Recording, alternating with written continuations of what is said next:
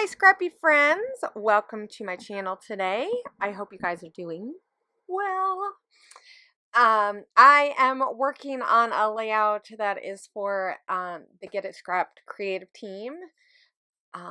This is, I think, number 2, the second spread that I've done for them. So once a month they share different techniques and different design ideas over at Get It Scrapped. It is a paid for subscription and you get tons of classes, so it's a membership. And if you're looking for lots of different ideas to scrap differently and tell your stories differently, this is a really good site and place to get inspiration. It just doesn't offer you like one little idea. There's so much content, and also on top of that, they do a lot of webinars and stuff, so you get to hear the perspective of a whole bunch of different scrapbookers and how they do things. And it's just a really fun place to be and be a part of, and I'm honored to be on their team. And so let's get to what I am doing. So one of the things that I really am trying to do when I approach these layouts for Get It Scrapped, because this is a different type of creative team, they're really looking for a wide range of ways that you can come at a different topic. And so my topic for this month is doing black and whites and mixing pastels with it. And so there's obviously a whole bunch of different ways that you could take this. And it's really about like having a black and white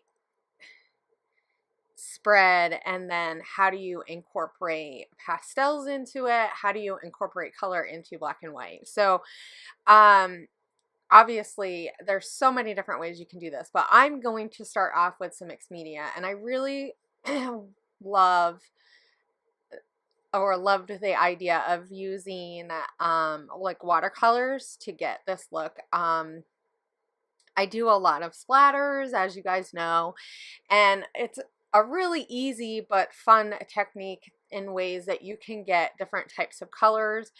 You can have really bright colors, you can have really soft and muted colors. So this is what I'm doing. I'm using a lot of Shimmers products because I absolutely love them, and there's such a wide range of them to use. So and I have some of the creamies, but I also have some of the sprays, and I'm gonna like water them down or use some white watercolor paint. So I use some of the tube watercolor paint because it was just the easiest to mix up. And then I put it off to the side, and as you can see, I took those 2 darker colors at the top and I muted them with some of the light colors. So this is a way that I can add a little bit of those colors, but really muted. So I'm just gonna go around and I'm splattering, and then I'm smushing it with my paintbrush, so it's really gonna have this really dreamy look to it, and that is really what I wanted. It depending on how long you want to take to do this process, it can be really quick or it could be, you know, really slow. So obviously you're seeing me just do one color, and I am going to take my time and do this because I really want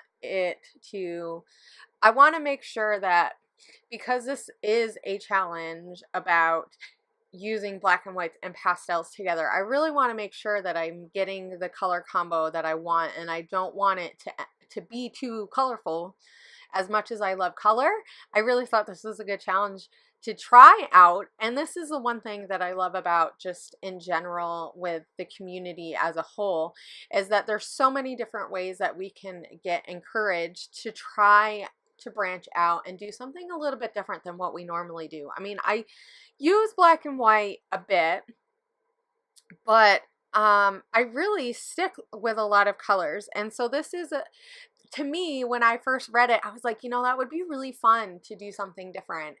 And and it just kind of gets you thinking in a different way. And so I started my process a different way than I normally do, because a lot of times I just go, oh, what colors am I feeling today? I'm very inspired by colors, especially lately, and especially in the fall time, because there is so many different colors that you see throughout the day, that you see throughout just you're going about and doing stuff and chores and or errands, and you just see all these different colors that you might not see in the summertime, or you might not see definitely in the wintertime where I am. I mean, some other places you see, I seen a lot more color in the wintertime, and and stuff like that. But so I also took some of this gray creamies. It's, what is it called? Thunderstorm, and it's like a silvery gray, and I really wanted to use that also. And I pulled out one of my vibes, I think. No, it's one of the spritzes, so it's like vibes, has a lot of color in it, like shimmer to it, and it was called See You Latte, and it looks like it has a lot of silver in it, which it does, but it ended up not being really the color that I was wanting, because it had some browns in the undertones, which it actually ends up working out really nicely for the end result of the layout. And I really wanted these to be big, because I want it to be like the little colors are poking out through. And now, generally, when I think of pastels, I think of springtime, but I really wanted to make this work for fall time, because it is fall time, and I just thought it would be a fun little twist and a different way to approach all the different colors that we are seeing now. So I really did try to pick colors that I'm seeing, like those greens, and just mute the greens. And even a lot of, like, I'm seeing a lot of reds this year and a lot of orangey reds. And so that's why I had that one, like razzleberry, that's a really bright pink. And I also have one of the creamies called Good Old Summertime. I don't know if I end up using it that much though, because I mostly use I use like a really light pink too that had some shimmers in it.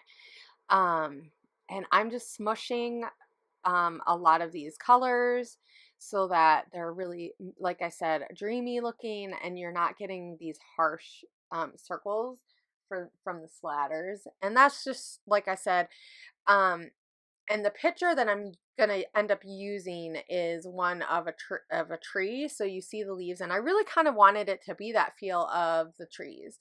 When you're looking at all these a tree with the changing leaves, you can see one leaf, but then they also kind of blur together and mix, and you don't see the actual leaf, but you see all these little bursts of color. And I wanted it to have that feeling without knowing that that's what you're seeing. If that makes sense. Sometimes I try to get this idea of what you see in real life and just kind of twist it just a little bit. And this is the fun thing about art that you can do, that kind of can be translated into your story. And this is, like I said, this is one of the things that I think challenges like these, or a different approach to scrapbooking by using a different way of thinking of approaching your layout. And you might do this on your own anyway, but you might have not realized that you could have came to this realization unless you started out thinking a different way, if that makes sense at all. I don't know if I'm making sense. All I know is that I approach this way different than I normally do. I usually just play with colors, like I said, and I decided not to do it that way. I decided to start off with my photo and say, well, what am I trying to get from my photo, and bring it in. And I will say that I usually don't start off with my photo. I usually pick my photo after I've done my mediums, because a lot of times I like to get that feeling after. And I did decide not to use much of that other one. And I'm going to try to mute this down just a little bit, and I'm using just regular texture paper, or just like a regular texture paste, a light fluffy one. And actually that one might be Whitey, that might be Whitey Tidy from Textures, from Shimmers. Yeah, I think that is. And that is like it's a semi-glossy type of texture paste. And so now I'm thinking about colors and what do I want? Do I want a border? And I found this Ellie Studio gray and green, and I really liked the fact that I used some similar greens, and it had some of the grays that I already did. And I'm not always about matchy-matchy with the colors or with my papers. I mean, I do, but I don't. Like, I think about, oh, what colors did I use in my media that I want to do with, like, just keep doing that with my papers, you know, like, have those same colors. But sometimes I don't think that it just depends on the layout if I decide I want to do that. And so with this one, I really wanted to try to get a lot of the same colors because I'm using black and whites, and because I want to add just a few pastels. You know, I want to get that in the papers. I want the papers to mimic what I have going on in my photo, what I have going on in the background. And I wanted them to flow together relatively nicely. And I think this is one of the things that I've just learned as I keep doing mixed media, is that the more you do it, the more you can make it blend in and make it really, really part of your layout. So when you go back and look at it, it doesn't look like, oh yeah, I just slapped color on my background. And I think these are things that just happen over time as you get playing and you get knowing your media. You start to get that feeling, and you can make it look, I mean, you can make it look like how Missy's looks, and it just looks like it's a part of the layout. Like, you don't even notice, like, you notice the color, but it's not so like, oh yeah, you know, it's like it just blends right in. And it just takes lots of practice, but it also takes sometimes that intention of knowing what colors you're doing and making your colors work for the type of photo that you're using, or the concept that you're trying to put across. I mean, and it doesn't always have to be super thought out and take a long time to like process this. But I think these are things that sometimes I think about, and I think with like with like a team like Get It Scrapped, I take a little bit more time to think about throughout my week what I'm gonna do on a layout with these themes, because you know, we get a choice of what we want to pick usually, and so we can pick between some of the challenges that kind of fit our style, or we know we can do that in a unique way. So one of the things that I also did, like I said, as I thought about the photo first, and so I have this shot of my tree in my backyard.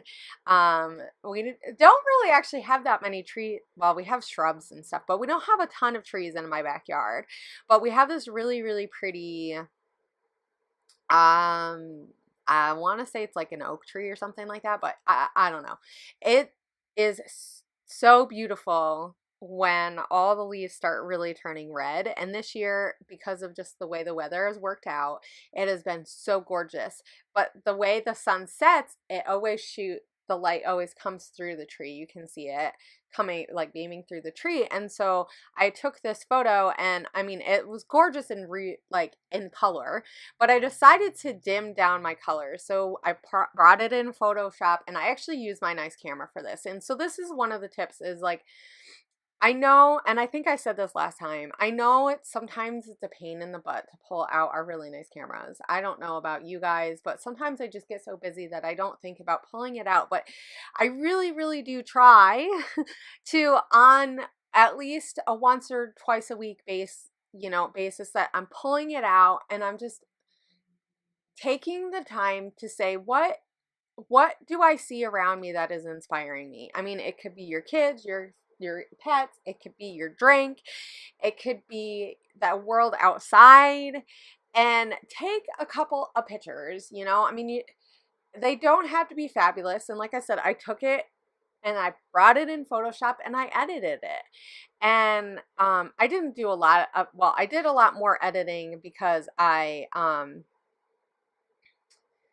made it, I played with the contrast a lot, and I made it so that there's almost a glimmer of color in the photo, but it's mostly black and white. It's like this gray. I really love the color that I was able to accomplish. And I just played with this by playing with my sliders and really working on that contrast and getting it a lot more muted. But like that sun, because it's so bright, it's like peeking through and it's almost a white light. And I really love how doing the media the way that I did and then adding a few pops of like green throughout my layout. So as you can see now, I'm adding some more LE Studio papers. I used that marble paper from Maggie Holmes. I took from the Jen Hadfield Heart to Home collection.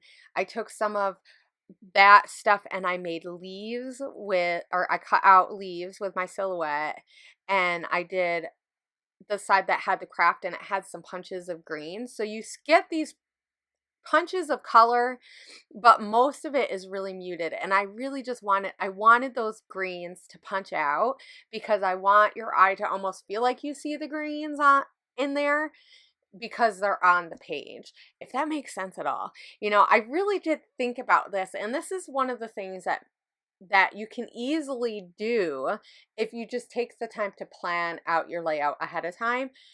And that's what I like about, like I said, about Get It Scrapped, but also about, even there's a lot of other challenges, is that it takes you out of your comfort zone to just approach your layout making the way that you normally do. And not to say that I changed my style to do this, because that's one of the things that I try to stick to and true to is keeping my own style, keeping the voice of the layout mine, because that's just how I scrap. So I also used a cut file that was from this one right here, and this is, I cut it in a pink, and that's from the Jen Hadfield collection as well, and that is from goodness gracious, why is my brain Wilna, it's a Wilna cut file. So I'll make sure I have her link below so that you can find them on her site. And I did add just a few extra pops of green and pink, but I really tried to keep the pink really minimal, so you only seen it mostly on the background and just a couple of pops. So I also took some coppery color and I handed the title, or part of my title, and it says Seasons of, and I put that up at the top. And I'm trying not to cover up too my photo, but I really don't mind that I have some stuff on my photo, because I mean, in the end, you really get a good sense of what the photo is. I mean, it's just a tree. So. And because of the stuff that I did on the background, because I have all those cut files of leaves, it's almost like the picture is coming out onto the layout. I want it to feel like it's kind of spilling out, and you know, and I ripped some of the papers to give it the texture, and just by layering lots of things. But I really didn't do a whole lot. I've noticed, just I really like to keep the embellishing kind of simple. I mean, not to say that I'm not doing anything, but because I did so much mixed media and then I have a lot of layering, I don't really need to add too much more. I did add some buttons from Maggie Holmes, so they're two different, one is from Carousel and the other one is from her last line, Chasing Dreams. So but I really liked those two black ones. It kind of brings back that black because I started adding some extra colors on the page. And then I used a pink one too. So you like how I ended up moving it, and then I I found this stages of the moon, and I really kind of liked how um, it reminded me of the seasons, even though the moon is phases are completely different than seasons, but it kind of reminded me of that. But I ripped it in half because I really didn't want the whole thing showing, and but I kind of liked the interest of having it like that. And so here are the close-ups. I will make sure I have a link to the Get It Scrapped website from of Debbie's. And don't forget to go and check out the blog post so that you can see all the other ladies, because I'm not the only one who did did a spread for this theme. So you can also see how other people do it. Oh, and I forgot to say that, yeah, I did the journaling along the outside to kind of help bring your eye in and have that border. But I will see you guys later, and I hope you guys have a great scrappy week. Bye!